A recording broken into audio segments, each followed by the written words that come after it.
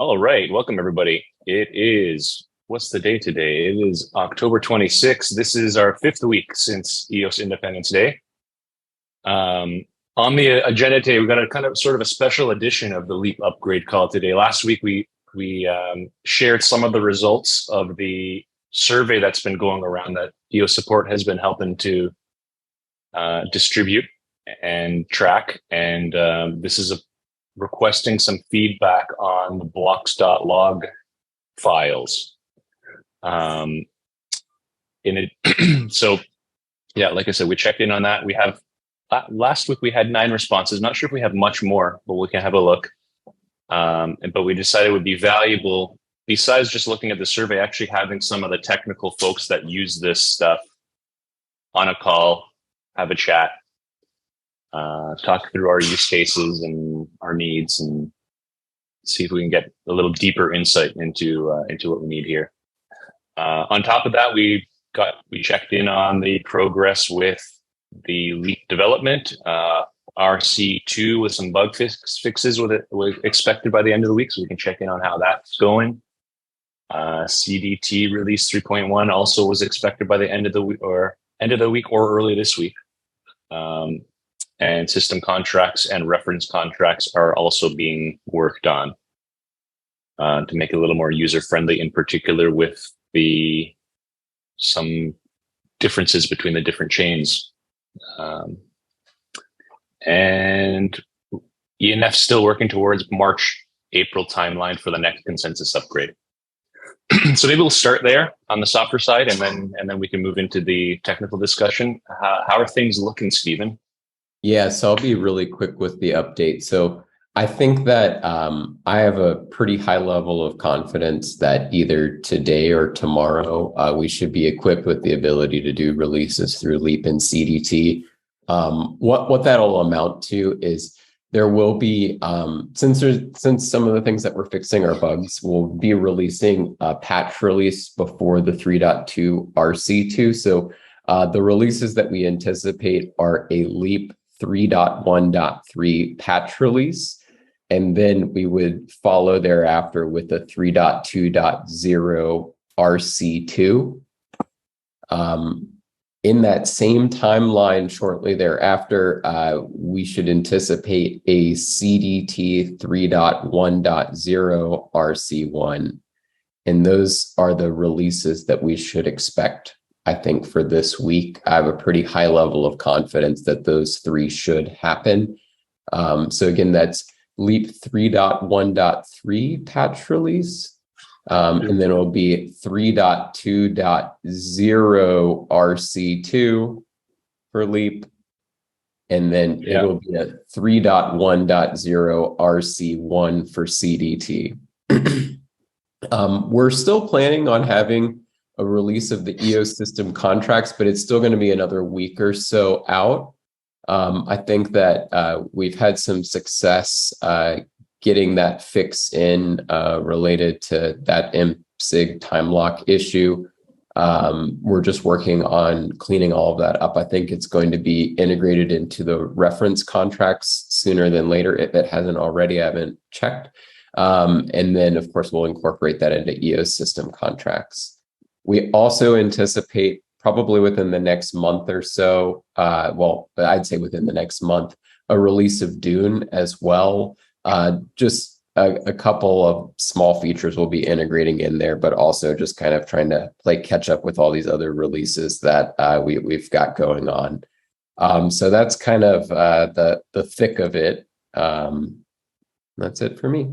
And sort of in this order, this would LEAP 3.1 patch release imminently, 3.2 a little later, and so on. Is that right? Yeah, 3.1.3, 3.2.0, and that CDT release should happen consecutively as they're ordered. Okay. But like it should be pretty quick. The patch release we just need to get out before that RC2.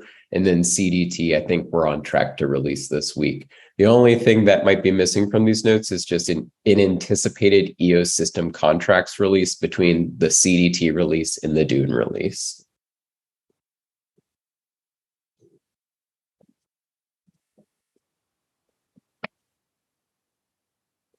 All right. Does that capture that correctly? Yeah, I think that that's accurate enough. All right.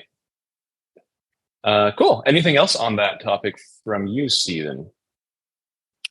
Nope, not at this time. Still working on finalizing what all we anticipate broadcasting being in our next bigger release in the kind of March, April timeline, but no big updates just yet. I think over the next month or so, we'll have a lot more clarity. Great. As of this time, still looking like a consensus as far as we know. That's correct. All right. Any questions from anybody else or comments?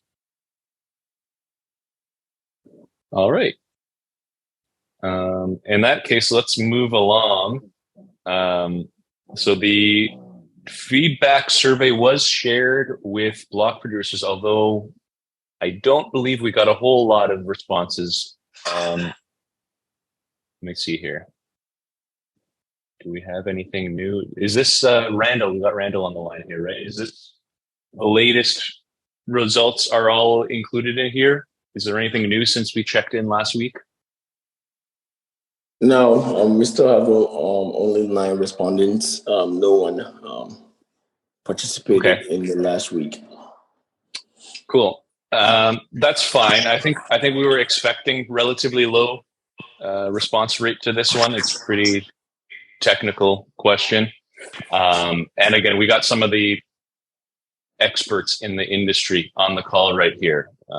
We got Michael, we got Matthew, we got, I don't know if Denny is able to contribute in this topic, probably not as much as Matthew. Maybe we'll see Ross join in at some point. But anyways, we can get started. How do we want to handle this? We want to start by maybe going over the results that we have. Maybe we can use that as a jumping off point, comment on what we see here, add our 2 cents as we go, and anything else that's not been captured in a survey we can discuss as well. So the very high level results, we had 9 respondents. Is there a need for chunk blocks.log? 6 people said no, 4 people said yes. And once we look through, after we go through the very high level, we can actually look at the individual responses. Blocks.log in different locations. We had 6 yeses, 2 nos, 1 other.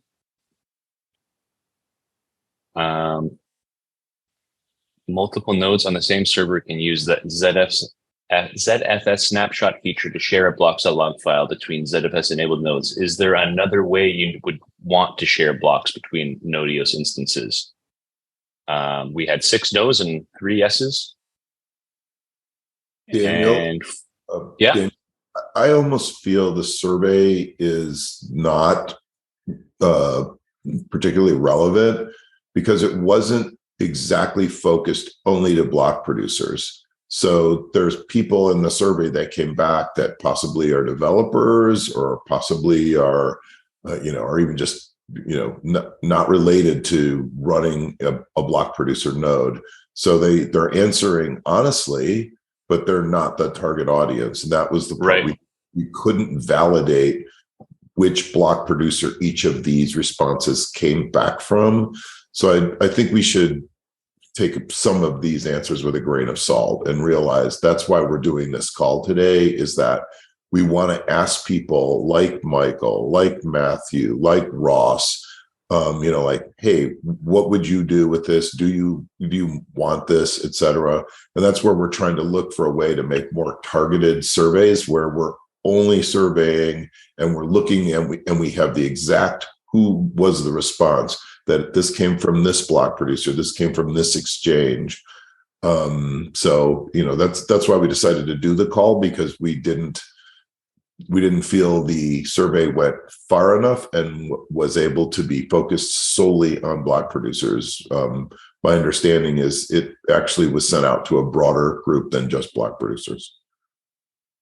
Yeah, that's right. I believe shell posters, they run it, and obviously they don't, do a lot of heavy lifting off of it. They do whatever they need to do off of it. So versus some of us that just get smashed with millions of transactions and run dozens of nodes, and different chains are at different levels. So Yeah. we've all had some different experiences.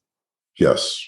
Yeah. Developers, they have to run a node to develop and do stuff, but they don't really care about the logs. They care about DUNE more than they care about how a public API is getting smashed. Absolutely.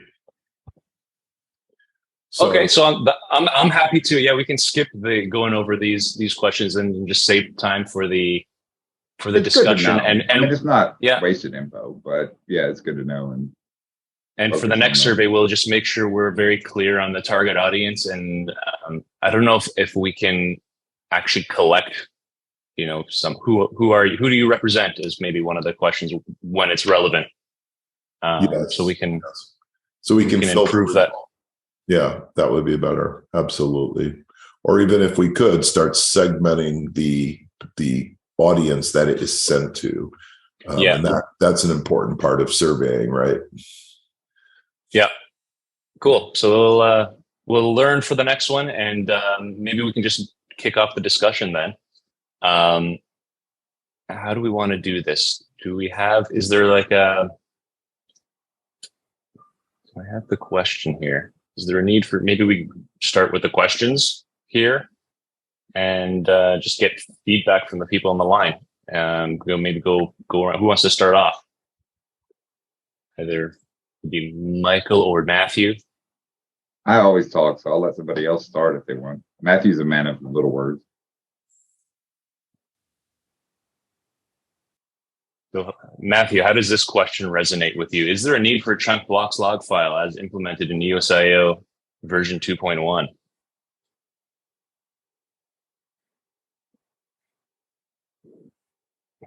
We can't hear you, Matthew.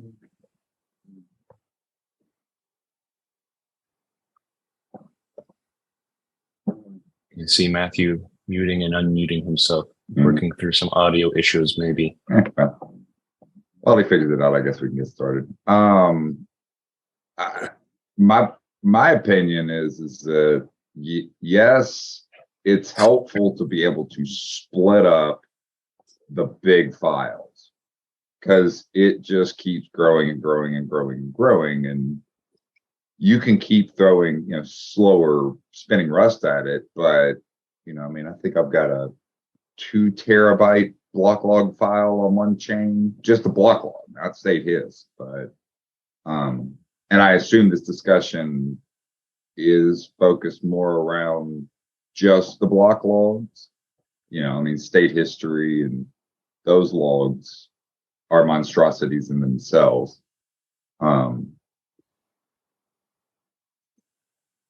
There's also some more mechanics related to, well, why do you need a full block log? And we get by on truncated logs, but obviously I can't answer an old request because I'm running it on a 1 terabyte drive, an NVMe drive. And damn, do I need to throw a 16 terabyte in there or whatever to go with just to service a public API that's getting smashed into oblivion? Or even some, idealistic concepts of, well, why do you need the full block log on all nodes? What if it had kind of the gray mass mentality of layering? Let me put some APIs up front that are light and get smashed on, but don't have a big log, don't need a big log, but not have to build some Frankenstein, Nginx, failover type of system to where when I reboot my public API nodes that have this 2 terabyte block log file, I cringe because half the time they won't even stop. The P2Ps have them locked up. The API calls just don't stop. It's a bitch to run a public API node and take, that abuse. And then, all right, I need to reboot it just to update it. It's gonna crash. I'm gonna have to kill it, which is gonna corrupt the block log file, which means then I can use my snapshots and roll it back and spend the next hour doing that and hope to God it didn't clip block logs in a bad location. Kevin can probably attest. I have this magical ability. I have gotten that log in so much of a jam, you can't even repair it. I could break some shit. So go ahead.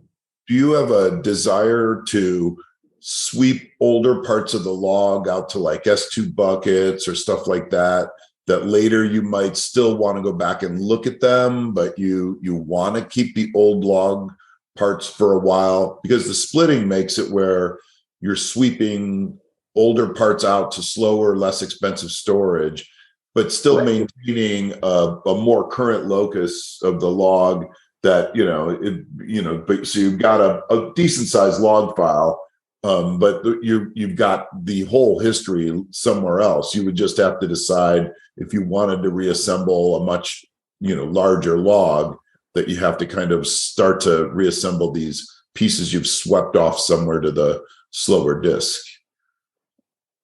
Correct. And we don't actually, we're all on-prem. So, all my NASs and storage and backups and everything like that are local LAN. So not so much S3, although same basic concept, whatever mechanism you're, swapping it off. Okay, so maybe some NFS, RAID system that you've got. Correct. That's what I say. For the sake of the argument, any sort of splitting it off. And I also have to be honest, I haven't had a great opportunity to break a lot of a log split machine, right? So, I haven't had to unjam a split machine. I just unjam NVMe drives all the time. But yeah, it's not so much, yes, the sweeping feature and offloading it to a spinning Rust drive. A couple $100, you can get them. But what, at least from my side of it is that I need to run a full block.log server so I can host old P2P blocks. Oh, I think I heard Matthew. And I can answer old Git block requests and a few different things like that, right? So the problem is that these nodes that have to be put for this smashing abuse are so delicate with these massive log files because they need to service them. Whereas like GrayMass, what they did with their light history, and I don't know how their new, I forget what they call it. Robo, there you go. But what they would do is they built a custom response and then used engines in front of it that said, this node doesn't have it, but don't 404 it. Relay it through to the next server and kind of work your way down the line. Yeah. You know what I mean? And it allowed you to better run a split node up in front, let it get destroyed, launch it from a snapshot every single time, whatever you got to do, right? But in order for that consistency, do you really need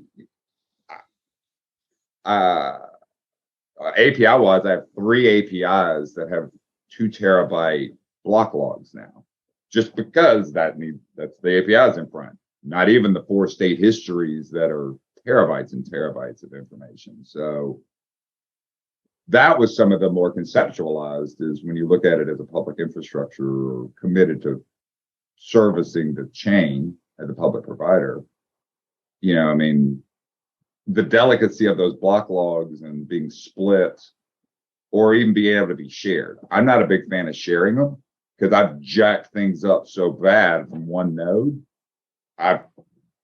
Hyperion, I've taken out 9 servers at one time because one went rogue. They won't ever talk to each other again. So they're all independent, So that's just how we live. We just throw hardware at it. But I'll stop. I think Matthew got his audio going. Yeah, so hopefully you can hear me now. Yes, we can. All good. All right, good. So the feature that existed in 2.1, for me, it wasn't really useful because it allowed you to split up the block.log file. But it was always in the same directory as the current block.log. So then it didn't allow you to put some data on spinning disks and some on NVMe drives. And it had a feature to archive blocks, but as soon as they were archived, Node.js, which was in a separate directory, Node.js couldn't find them. So what was the purpose of archiving them then? So to me, the feature didn't work at all. So it would be great to split up the block.log file and have it in chunks, but it needs to be able to put it in different locations, so you can put some on spinning disks and some on the NVMe drives. So we need a meta directory feature that lets you map where you swept these other blocks to, so that it has a consistent way to look across all of the split files. Would that be a requirement, Matthew?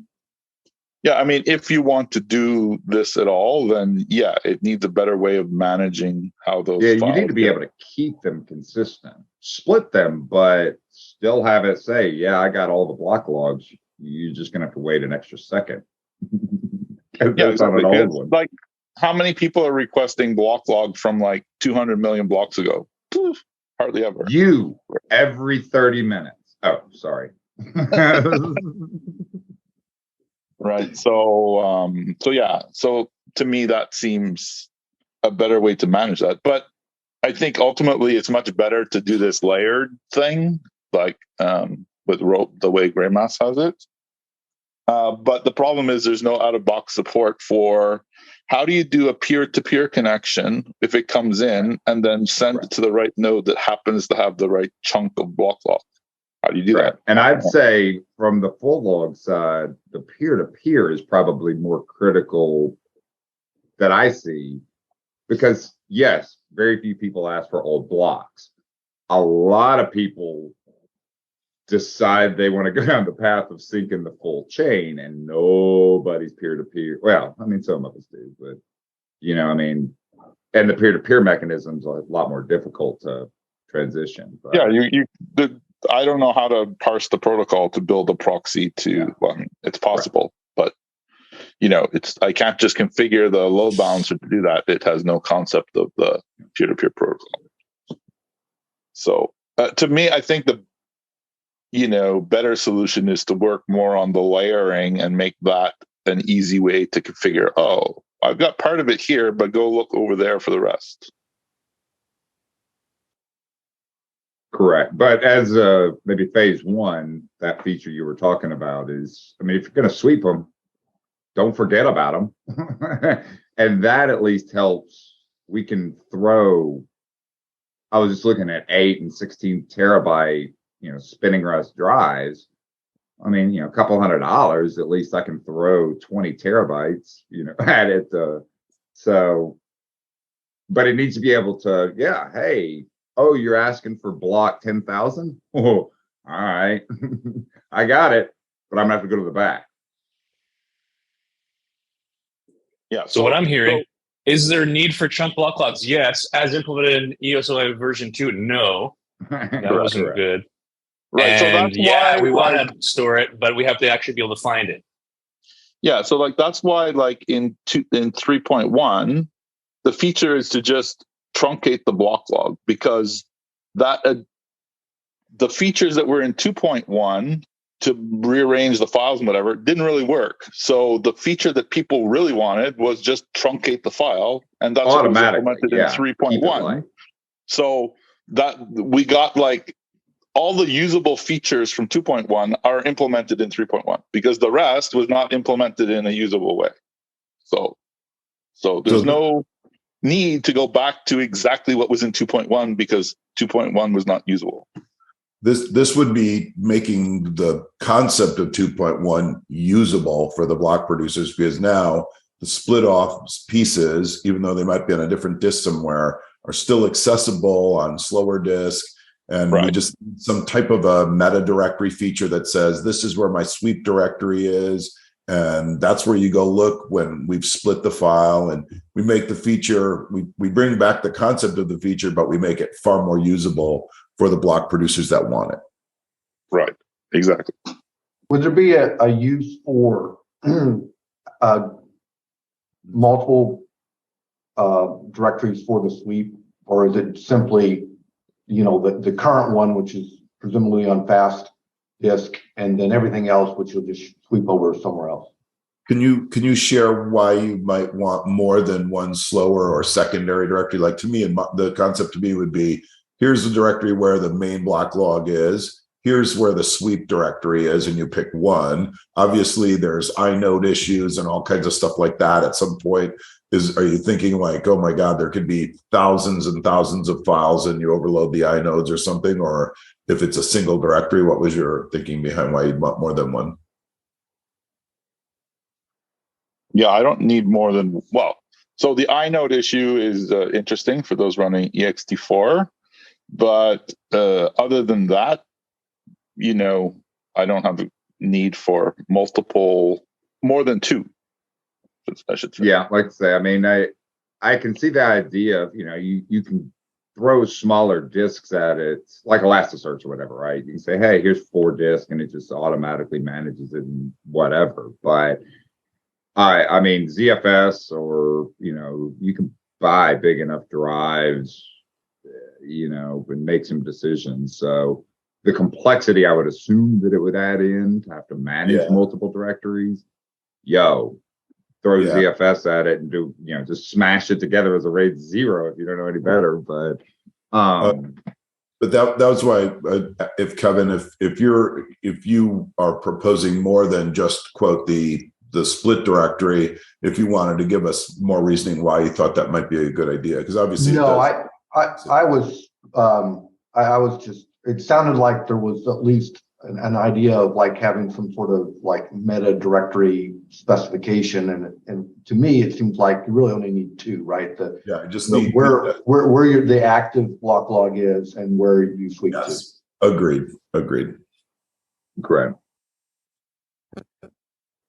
So then related to that is it would be great if we could, auto BitTorrent download the chunks of block logs or something. Right. Are you saying for another block producer to be able to pull chunks from other block producers? Or are you saying for the sweep of, okay, that's part of the P2P rewrite that we're working on, and we're calling that the swarm download feature? That's a feature that we've postponed out of the current P2P read write. First, we're doing a network optimization, for host discovery, and the follow-on phase would be exactly this swarm download that you're describing, which would likely use this feature if block log splitting was uniform across all block producers, so that all block producers had the same split logs, so that the chunks were all of the same size and at the same block heights, etc., so that the swarms could come. It would truly be BitTorrent, and that's a design goal. And what happened was the coalition voted when OCI came back with this proposal that it was too long. Like the proposal was going to be, including the support, it was about a year, so it was a 9-month proposal, and the expense was too high for the current amount the coalition was willing to spend.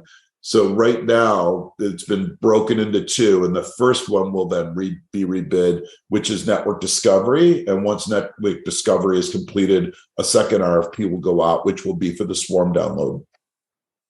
Okay, that's great. So I guess my request is to consider the design of this block splitting feature in the context of that. Very much so. So, Stephen, that's super important that we make this thing a prerequisite to be usable by the swarm download. Fantastic requirement, Matthew. Thank you. Yep. Yeah, that's the way they do it on Ethereum, right, Matthew? I know you've shared your experience as a node operator playing with setting up your first Ethereum nodes versus on Ethereum. It sounds like there's quite a difference in that ability to spin up a node and just download everything automatically quickly in the background. Yeah. So on Ethereum, it's got it. So if you're running an Aragon node on Ethereum, right, it's got discovery, so it can find your peers. Then it also downloads the latest state, and then it backfills all the history. So with a torrent, chunk download thing. So you can get up and running on an Ethereum node with the current stuff, in, I don't know, 15, 20 minutes. And then over the next 5 days or so, then it downloads all the stuff in the background, which is cool. So hopefully we can get to that kind of experience.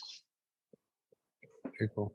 So I guess that covers this question here. Is there another way you would want to share blocks between node EOS instances? Is that? Yeah, that's this. Is that right? Are there any other ways that we would want to be able to share? Or is that really? I mean, you can make peer-to-peer, and I know, like I said, it's a separate agenda item or whatever, but it does kind of roll into it. You know, I mean, it's the efficiency of the peer-to-peer that's so crushing on how to share the logs. It's because it asks over and over and over, but I guess we're focusing on just the log side of it, but you know, it'll ask the same 8 nodes 10 times. Well, yes. And so for the log nodes, we got to consider there's 2 purposes, right? So there's the seeding your peer-to-peer BitTorrent download thing. And then there's also the, give me the random block from block whatever in the past. Correct. Right. So, and I think both of those need a multi-tier architecture system, right? Because if I have, which is the current situation, you know, I have like 4 peer-to-peer nodes that are available to the public. If I don't have to have all those blocks on all those nodes, but there's some way that the torrent downloader thing knows where they are and can send them without having to keep all those copies on all 4 of those nodes, that would be great. And same for the APIs.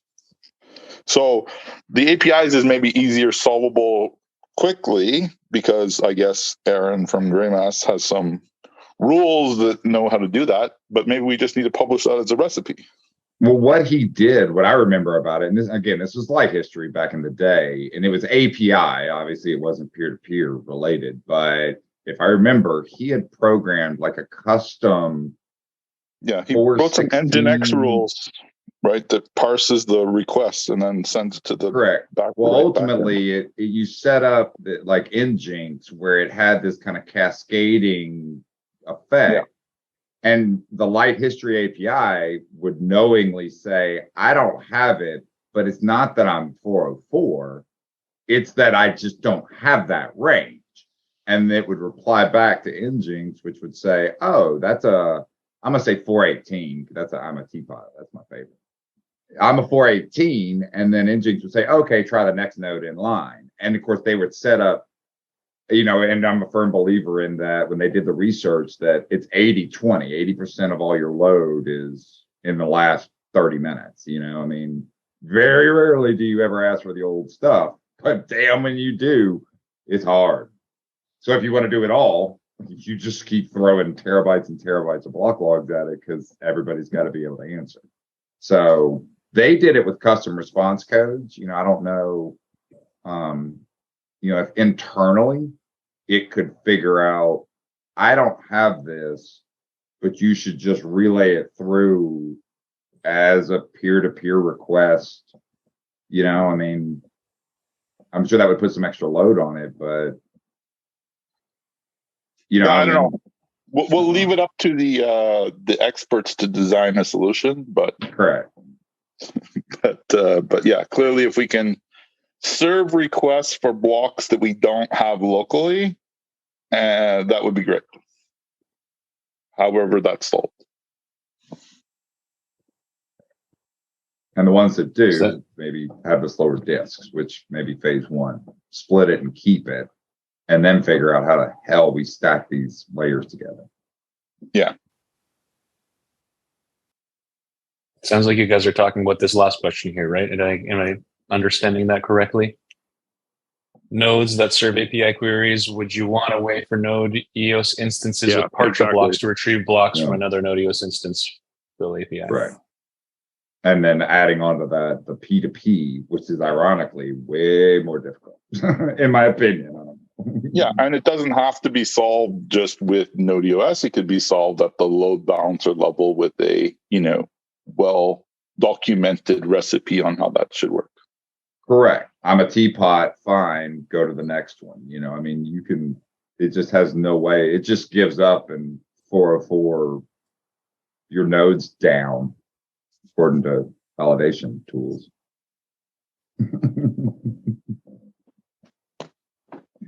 Michael, do you run your peer-to-peer network through your load balancer?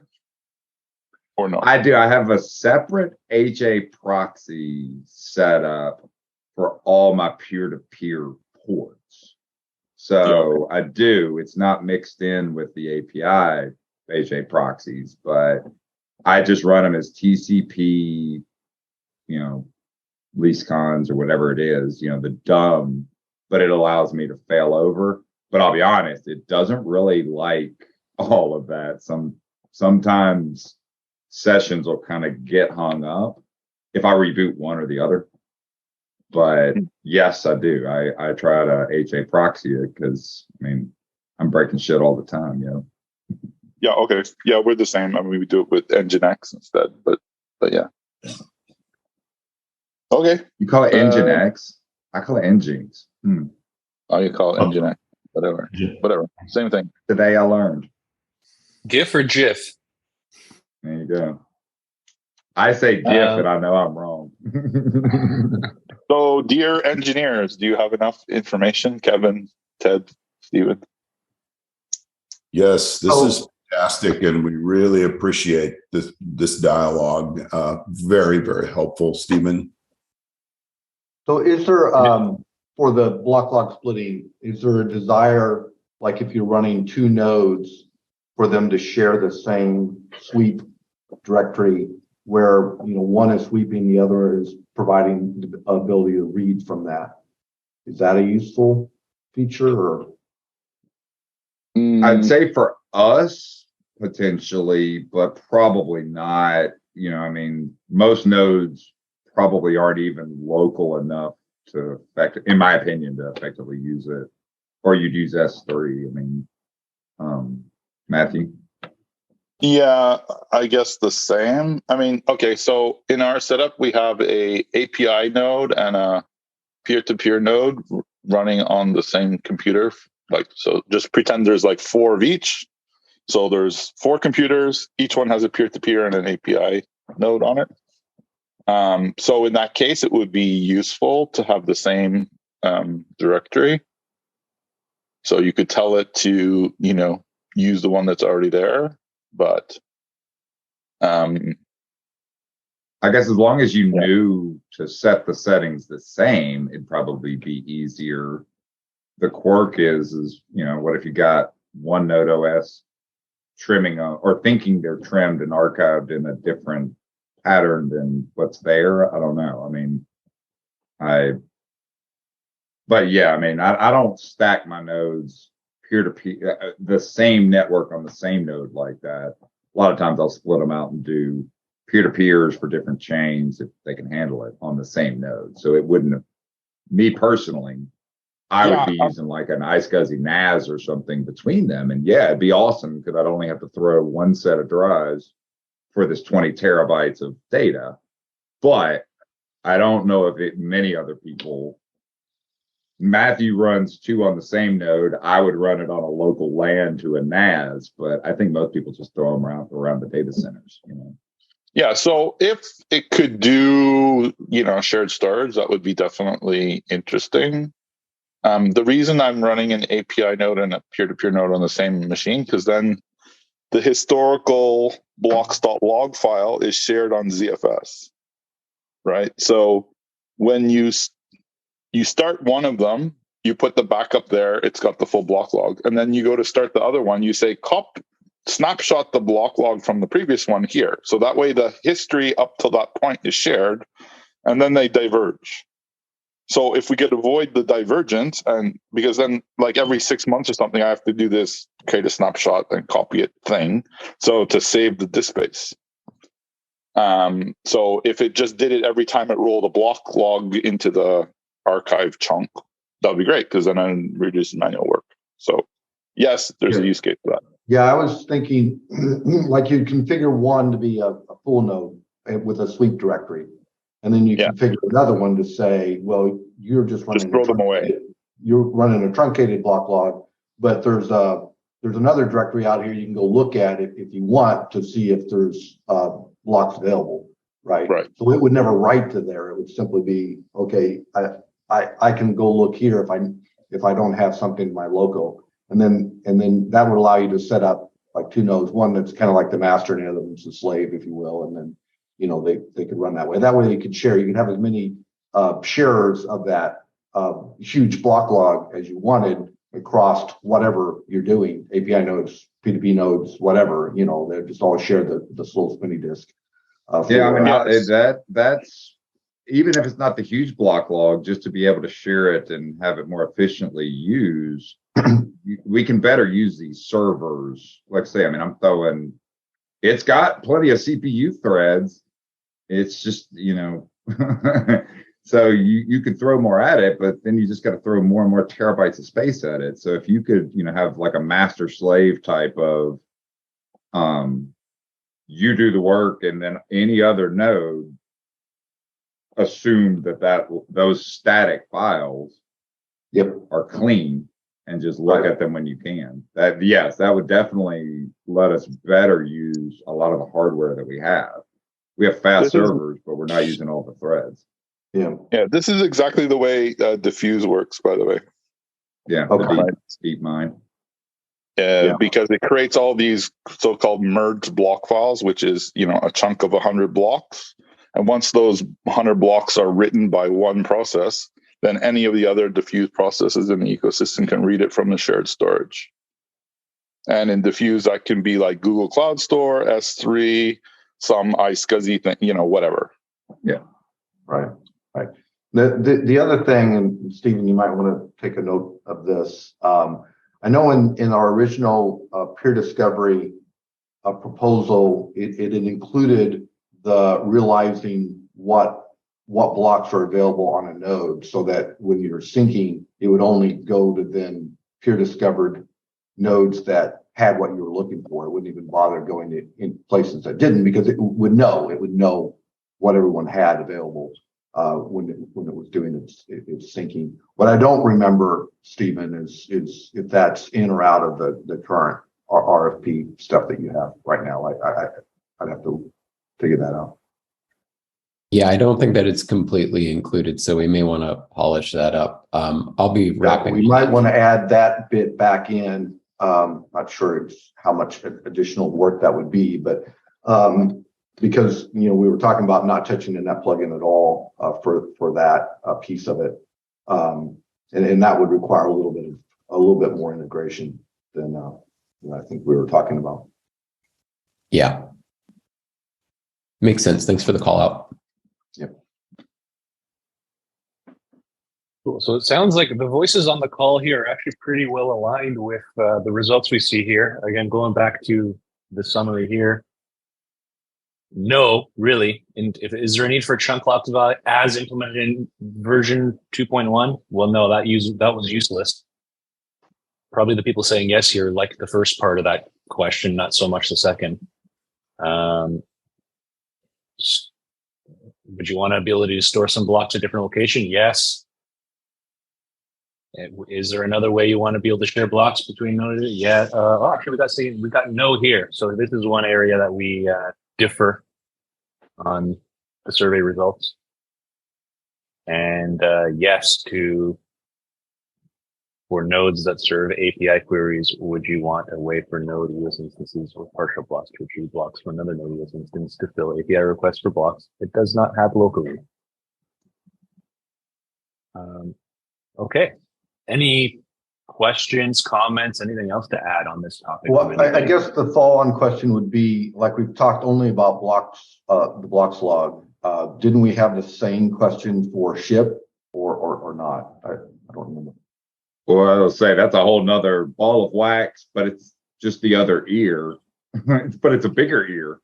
So I didn't know if that was part of the scope. I know we really kind of focus on the log side of it, but I think most people probably at this point, I won't say most, several heavily use ship. I do think a lot of people might have shifted over to trace after the fork, and all right, V1 is dead. Go somewhere. Yeah, I mean, the ship is slightly different because you don't have the same public endpoints for ship, right? They don't get abused as bad, but in relation to the way some of this is questioned, it's more about the management. I'm looking sure. at how in the hell am I about to build a full state history for wax again? I got to throw a couple 16 terabytes at it, I think. Damn. Yeah, for sure. Splitting up the files and managing the same way we just discussed would seem reasonable.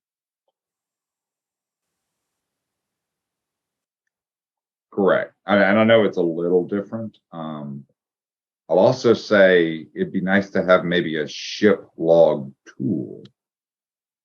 I can tell you, I don't think there's a way, but like my monitoring stuff, I have to scrape the Node OS log to see when the last launch, what's in that state history log.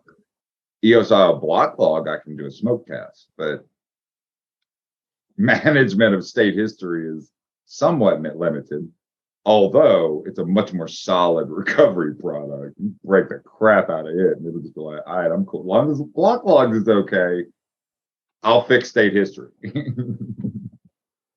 But it's just two monstrous log files. So I see a comment here from Kevin. Is that this 2.1 feature that you're referring to in the comments here that may solve this is one of the ones we've thrown away that maybe we should revisit pulling in?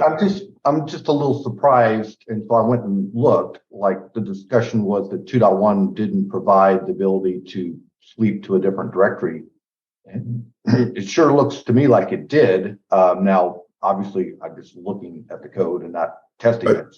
I think it didn't work somehow, but it sure looks like it had that feature.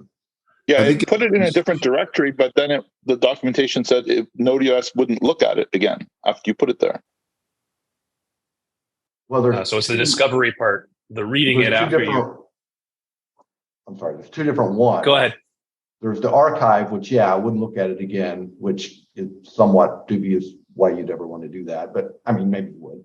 But there's the retained directory, which should then go ahead and look at that. But potentially it just didn't work. But I think as designed, there was at least the idea that it should do exactly what we were talking about. Now, again, maybe it didn't work for some reason. But. Yeah, maybe. Or maybe nobody explained it. That could be as well. That's very possible. Matthew's a stickler about documentation and picked up on that. Hopefully the documentation is starting to improve now because there's a lot more synergy happening between the docs team and the developer advocates and the engineers than I think there was at Block 1. There's just a much more continual pattern of weekly meetings. They're involved in everything. They hear what's going on. So hopefully we're closing that gap. Obviously, not many people know docs.eosnetwork.com exists, but it does. It is up to date, and it has even the stuff from the 3.1, et cetera, et cetera. So we will get this explained better. So to Kevin's point, I guess there was an archive and a retain, and the question is, if you ran the retain, did it let you look at where those were swept to see? And be able to reference those. I don't know if someone wants to test that, or we just want to make it clear that that's how the feature has to work going forward. That retain lets you still access those swept blocks on the slower disk. Yeah, it's academic whether it worked that way in 2.1. We can certainly make it work that way in yes, lands in 4.0. If it doesn't work that way, it should be trivial to make it work that way. Like providing a different. You have to have a different directory. Restricting that to the same drive is silly. So there's no technical reason why you'd ever do that. Now, whether we did on accident or what, who knows? But that's it should just work that way. Sure. Perfect. The other thing we should discuss is the old feature allowed you to choose the chunk size. If we're going to use this for, torrent download seeding thing later, maybe the chunk size should not be choosable. That's what it sounded like. And as well, if we do the feature of being able to share, then again, not making that a configuration thing makes that much easier, right? You don't have to like make sure they align and everything. So yeah, I think maybe we should just hard code that. Do you guys have a number you love? I heard 100, which seems awful small. I would think more like 10,000 or something like along those lines. Any commentary there? Yeah, 10 or 50K, something like that. Probably. Yeah, I mean, in my head, I don't have a number, but I mean, I would almost default to Matthew of what does a wax diffuse 100 block take up? Because they're stacking them pretty much 200 milliseconds. I mean, obviously it's net related, I guess, more so the size, but the size maximum double that. Max block size is 1 meg. So there you go. So you could go off of the 1 meg, and get a gauging on how much space. Yeah, you just want to what Ted mentioned about inodes, right? I mean, you could put each block in each file, but you don't want 200,000 inodes, right? On areas where you're doing that sort of thing. So obviously you want fairly big size files, I think, just to cut down on the number of like open file handles you have and inodes you're using. That's the other thing with open files, which probably most of you guys are all uploading that or increasing that default value on your boxes anyway. I would assume you pretty much have to run Nodius. So yeah, if not, it falls on its face. yeah. Too many open files. You're screwed.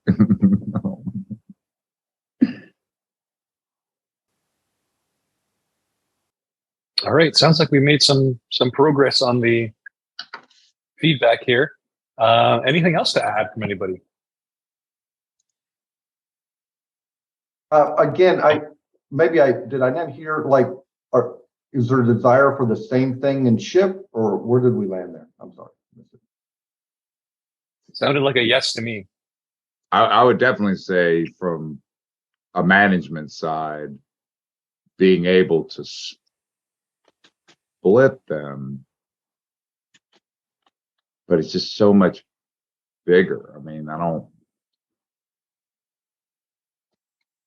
Yeah. So the current fix that went into, or implementation, not fix, but current implementation that went into 3.1 did the same for the ship logs as it did for the block logs. It just was trimming that file in place.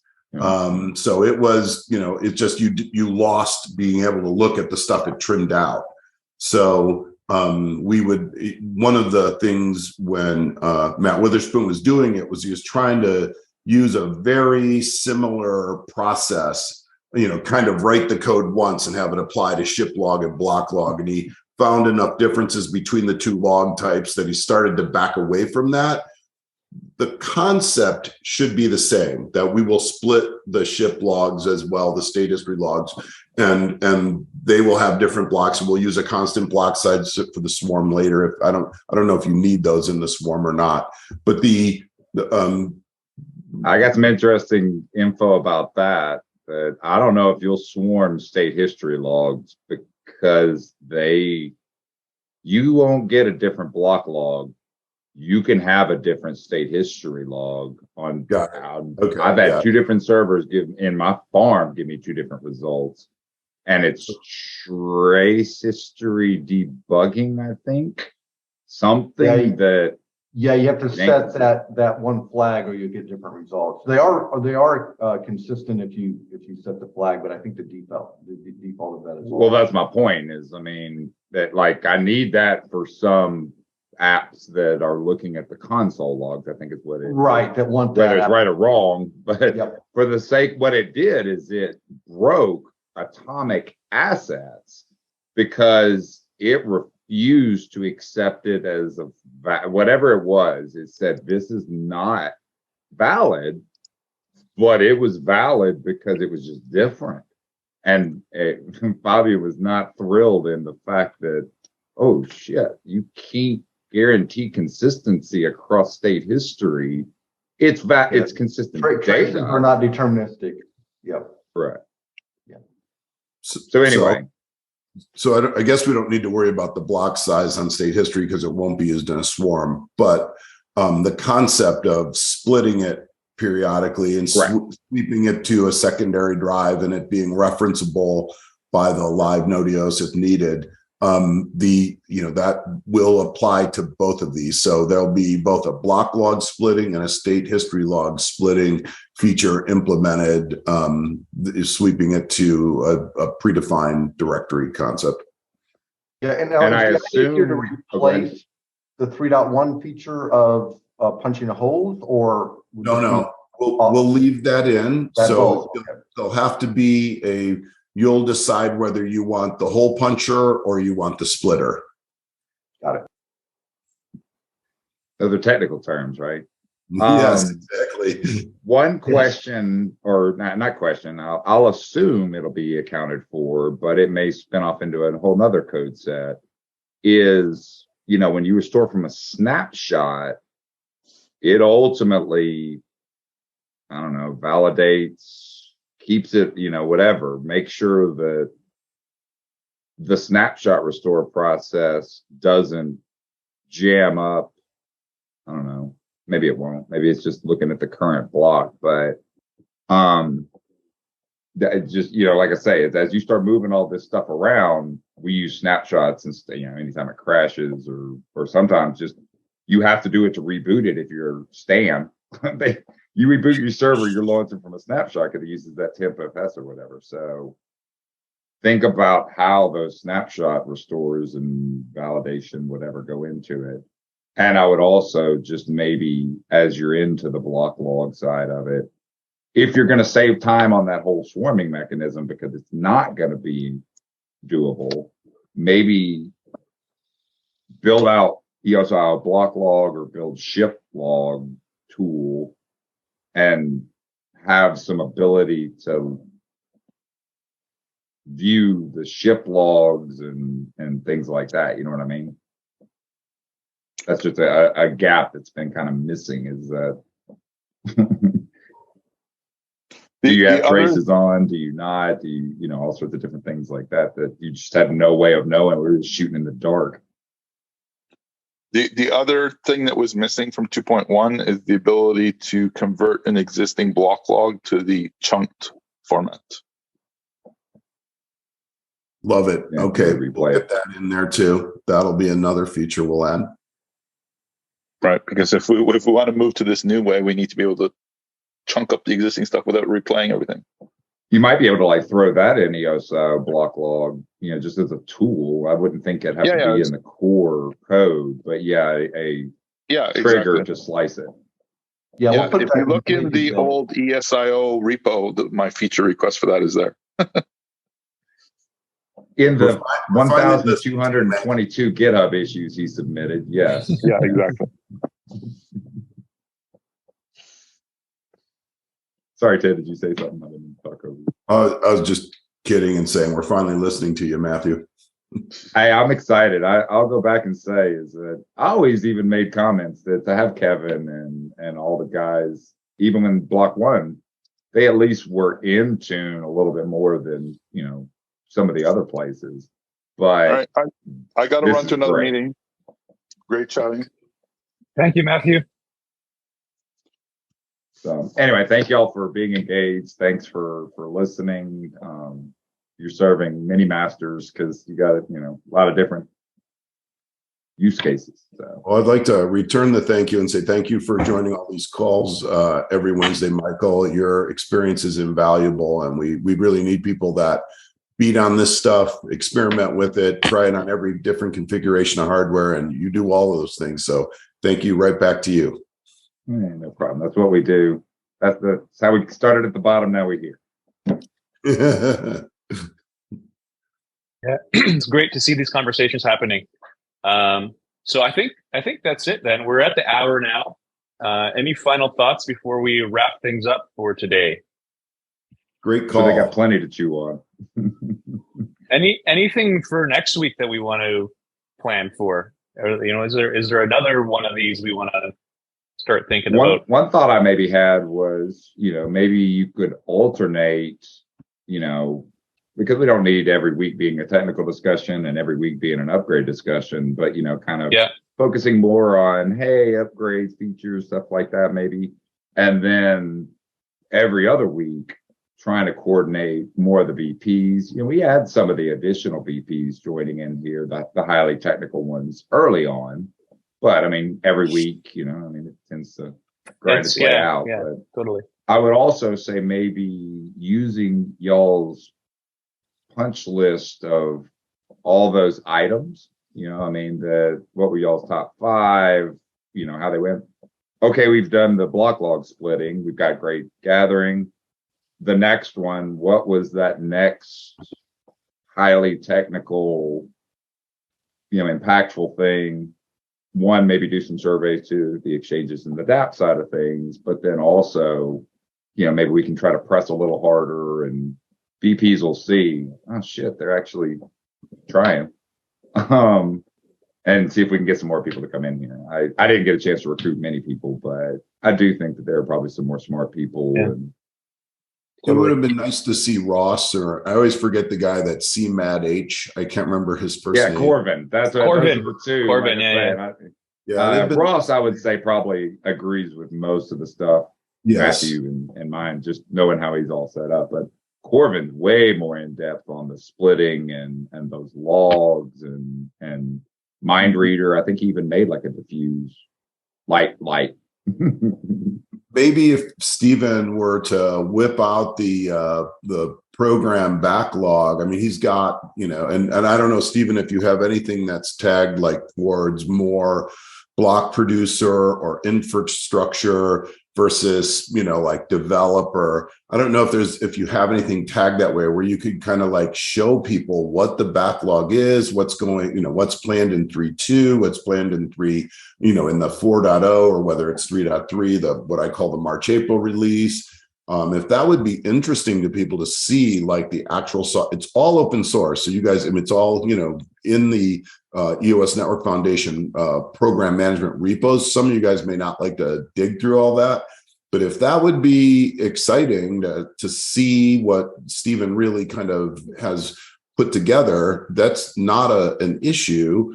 I don't know, Stephen, if you know of anything that's pending right now that we even have for another technical discussion we need, if you have anything on top of mind. But again, we can share stuff that might encourage more block producers to want to jump on and hear what's going on, which may then cause them to trigger oh my God, I've been forgetting about this. I want to ask you for this requirement. Or at least go and vote for what, because y'all been gathering, or at least y'all went to the coalition maybe, and then the coalitions went out. There's been this request for data.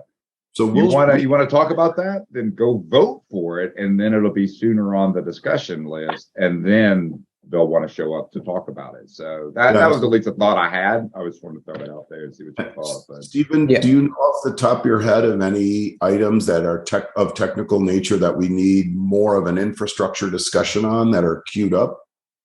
Not at the moment. And let me add in a few other thoughts. So right quick, the stratification across those different stakeholder groups is not a dimension that we've put inside of the program management, but it's absolutely an opportunity that I'll address across the next couple of weeks. The other thought I wanted to present here is just, I think this is a great forum for identifying the opportunities to establish those next discussions. The one risk I want to be cognizant of is that while this is a great time for many block producers to be able to come in and provide that input, there may be some discussion topics that are challenging for the core ENF team to attend. We've just got some West Coast folks, and this would be a bit of a stretch. So what I'd like to do is maybe use this forum as an opportunity to identify those discussion topics. And then based off the group that we need, we can either queue it up specifically for this time slot, or we can identify a separate time slot or we can get the people that we need. But like the model of having these forums, I think is just like extremely valuable. So we should keep doing this. And I will work on getting those dimensions stratified across how we're managing these larger initiatives so people can start poking around in the space that I've been living in. Yeah, I mean, one of the issues is we have Max on here, and it's probably late in the evening for Max. If we were to move it to say 1, which lets us pick up our eggs, like at times where we need like like Kevin's a great proxy. So Kevin can handle a lot of these questions. But let's say we had something that was really critical that we need our eggs opinion. It might move it in a time where it's hard for Max to join, or it's hard for someone else to join because we pushed it so late in the day to pick up our egg. Now, occasionally, our egg would be willing to join at a very early time if it was really critical, and we still needed some people, say from South Korea or from whether it be Taiwan, Hong Kong, China. So we just need to kind of try to understand the audience, and if we have critical resources in, say, the ENF or even Telos. A number of the Telos guys are all also in California. So I think that's what Stephen's touching on, is the sensitivity of we're a global organization, and there's no way to avoid always excluding some region of the world without these people calling in at 2 a.m. or something. And so we would just have to try to optimize towards, hey, this is more important that we get our egg on the call, or hey, no, it's more important that we have the people from Southeast Asia on the call. And we kind of we bias it that way. And it's unfortunate. It would be great if humans could stay awake 24 hours a day, but we haven't solved that. I'm almost there, but I will say this, and I try to do the same thing, or try to do the same thing, or bring it up. And I know we had a discussion about it. And what he mentioned is, look, you're right. There's never a sweet spot. But what ends up happening is that 1300 UTC, which I think that's what this is, right, is the sweetest of spots. The most common, yeah. Correct, because you got to get up early on the West Coast, and you got to work a little late on a lot late. The Eastern Coast. For Ross, we were saying it would be nice to have Ross here, and it's 1 a.m. for him right now. Right, that's what I say. What ends up happening is that when you go to any other slot, you almost cripple at least one zone. But that was because I said the same thing. I'll make fun of being American, but I hate missing Ross and Generios, and there's a lot of Telos crew that's actually over on the eastern side too, heavy technical that would love to be involved.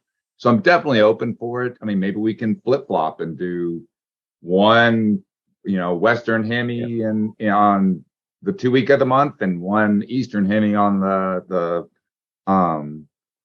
4th week of the month or something like that. Right. But it sounds though like there is.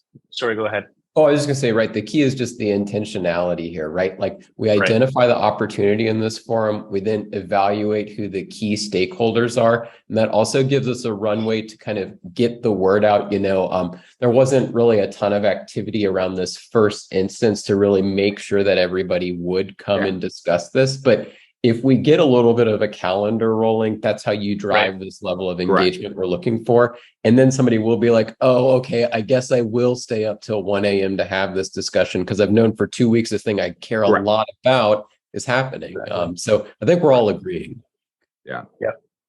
We agree this is valuable, and we don't have to make any decisions right now. Maybe for the next week's call, we can start planning this kind of new approach.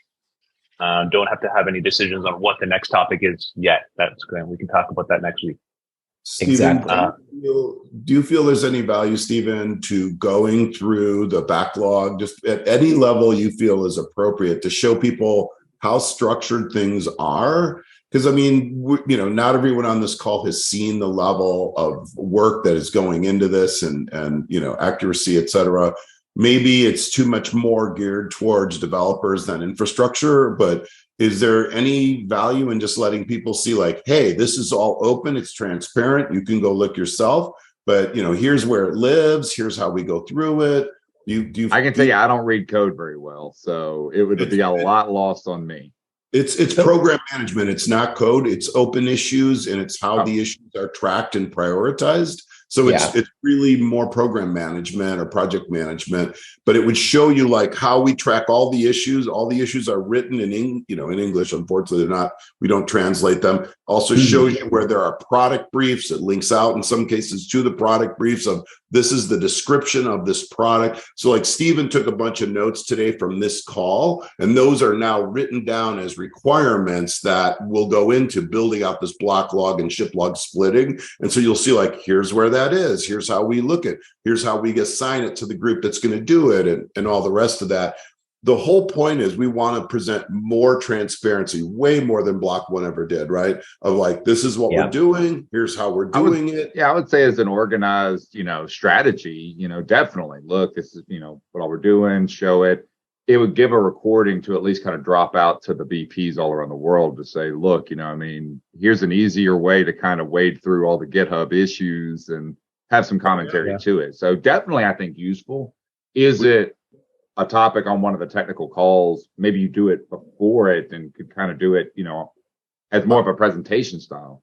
It would be its own topic, I think. And what I'd say about it right now is that I'm happy to share where we're at. I will be very transparent in showing that it's quite top down at the moment. That is to say that these initiatives are quite large, as well as the statuses.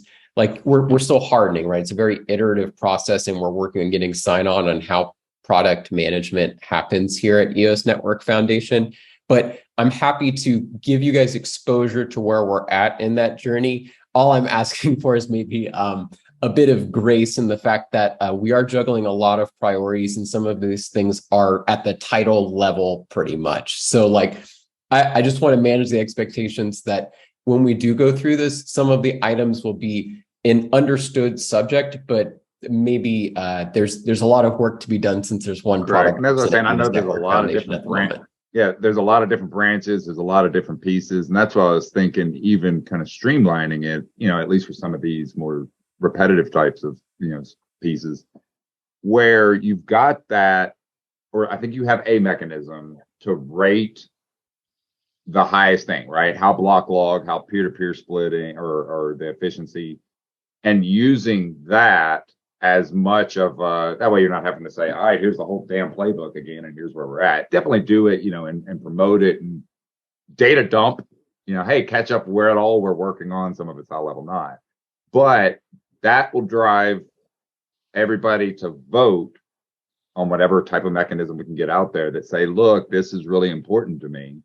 And that will then help us drive a calendar that's hopefully the most important topics for the people that are engaging, and have a schedule and okay, I'll get up at 1 a.m. for that. So love to see it. I mean, I'm just thrilled you guys are damn doing it, much less be happy to expose the information. But and that's the goal, right? Is that we do want more exposure and activation of people interacting with how we're prioritizing and talking about our work. Right. I'm just, product person trying to manage the expectations of the level of detail that we have across the board. We're moving absolutely directionally correct, and I'm happy to kind of take that initial step. I just, I want you guys to also have. I don't want to put you on the spot like that, but. Ted's no, put me on the spot. That's what we need to do. I'm just, I'm. Stephen's a fan of undersell and over deliver, under promise, over deliver. So he's always a little shy to say. We're not used to that here. I call it CYA, but it's whatever you want. Compared to Block One, this transparency is phenomenal, and the hope is when we take you through it, it jogs things in your memory. So, like if Daniel, if we could get Matthew to join just next week, just to listen to what Stephen's going to tell, and show. Yep. Because if it triggers an idea of like, oh, I've been meaning to say, I want this feature, I need this fixed. Going through this, if it triggers things, that's why, it'd be great if Ross or Corvin were able to join. Because if it triggers more ideas that have been laying there latent because you figured no one was going to listen anyway, then we've achieved something, because now we're starting to get the flow coming in of saying, hey, since you're listening, I've always felt we should do this. Like Matthew pointing out, hey, this is an issue I opened months, whatever, blah, blah, blah. Hey, great. Now that you're finally addressing this issue, we did try to go back and address a bunch of issues, and OCI cleaned out hundreds, literally hundreds of backport issues that people had put in, but there was some point where people got tired of just opening issues that were never going to be addressed.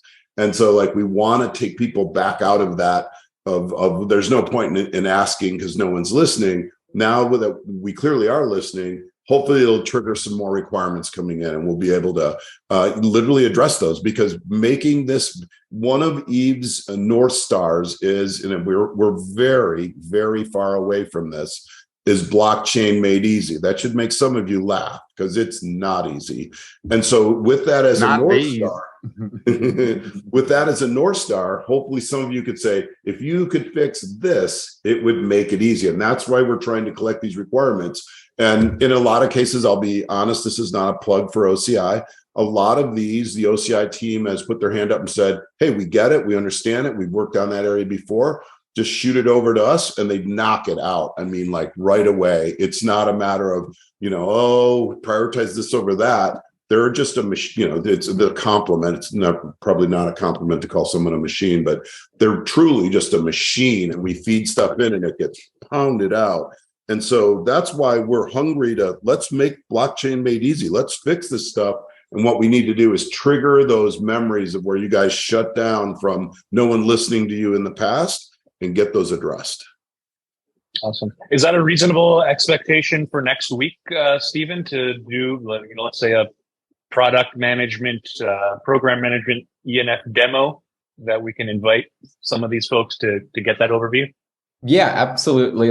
We can do that. Again, some of the details are filling in, but like the high level, structure of how we're doing this process, I feel comfortable speaking to and showing how people can engage, at least at this first stage. Awesome. So I'll do my best to get the word out that that's coming next week, and we'll try to get Ross and Corvin, and we'll get Matthew back and anyone else who we can get to join. Fantastic. All right.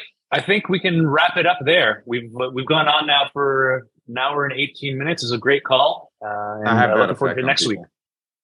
Yeah, the only other thing I might add is that we may want to conditionally extend this meeting from time to time. I'm very fortunate that I don't have any conflicts over this last hour that's transpired, but I think that that's absolutely a risk for some of us. Yeah. Well, at least make it an hour on the days where we know we have kind of an extended agenda. Exactly. So maybe next week should probably be an hour in case it really does, initiate some good conversation, because the status is probably 10, 15 minutes. And then the extended conversations are what drag us through, which is super valuable. I've enjoyed every minute of this call. So thank you. But it's also, the more people we get on here, the more scattering of cats that it can get. So having a kind of time frame of like an hour makes people like me, Daniel's easier to be like, hey, you got to shut up. We only got an hour. You know what I mean? We can definitely ratchet on facilitation chops if we need to. That's part of what comes with this territory. Yeah, very cool. So with that, speaking of facilitation, we're going to wrap it up now. That's it. Thank you, guys. Thanks, Daniel. Have a good day. Thanks everyone. You guys. Thanks, guys.